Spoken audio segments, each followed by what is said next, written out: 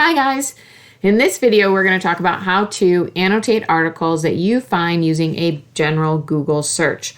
So for this one, you are going to need to make sure that you have the Cami extension downloaded onto your Google Chrome. So if you do not, stop. Watch the video on putting the Cami extension onto your computer. If you do, then you're going to see it over here underneath what I call the broccoli. So you're going to pull that up and you can see you have that K in the blue circle. So I've got it. If you've got it there, then you're good to go. So I'm going to come back over here. Ooh, that's not what I wanted to do. Let's go to Google. Okay, back on Google. So I don't want to do a general Google search. I want to stick with Google Scholar. And if I stick with Google Scholar, then what that does, so I'll type that into my search bar and then I'm going to choose this first one.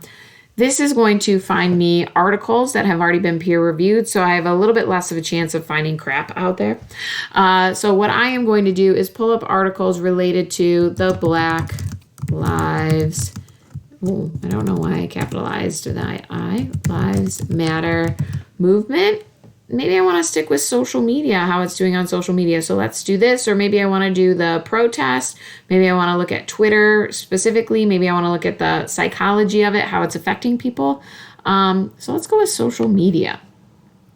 And you can see that I come up with a bunch of different articles. Now, here's the bonus of using Google Scholar. I can cite the articles right here. I can click this. And it tells me how to do the MLA citation, and then I can totally just copy and paste that onto my works cited page.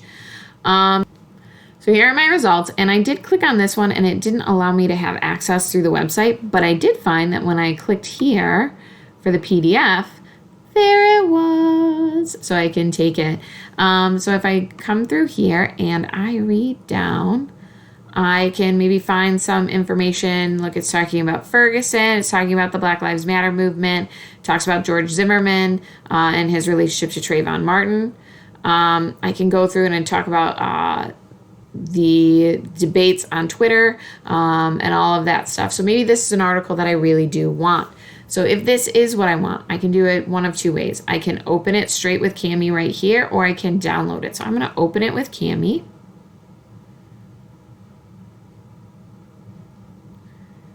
And you can see that the article then pops up.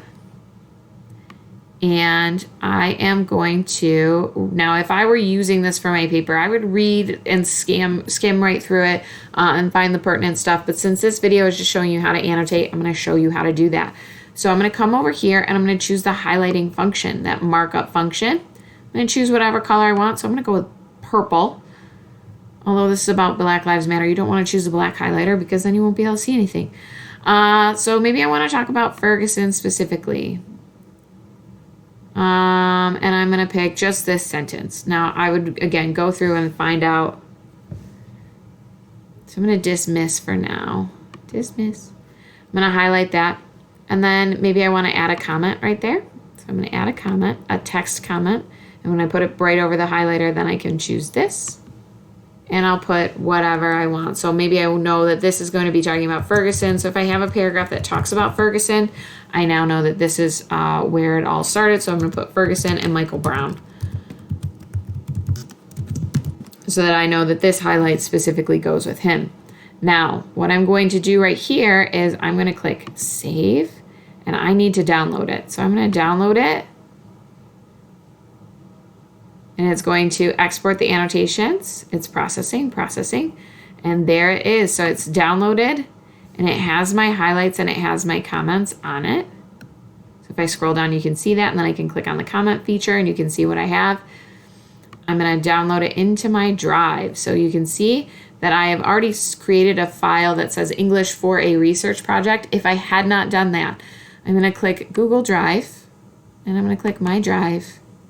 And then I'll create a folder by clicking New Folder and then naming it whatever I want to name it. Maybe it's English for a Project. Maybe it's the name of my paper. Since I already have it created as English for a Research Project, I'm going to choose that. And I'm going to save it. And then not only do I have my article saved, but I have all my highlights and my commentary saved. Okay, guys, so remember, I am checking for articles. I'm going to meet with all of you individually to check for articles and annotations and highlights the next time that we meet. So make sure that you have 3 articles read and annotated by that time. Okay, see you guys then. Bye.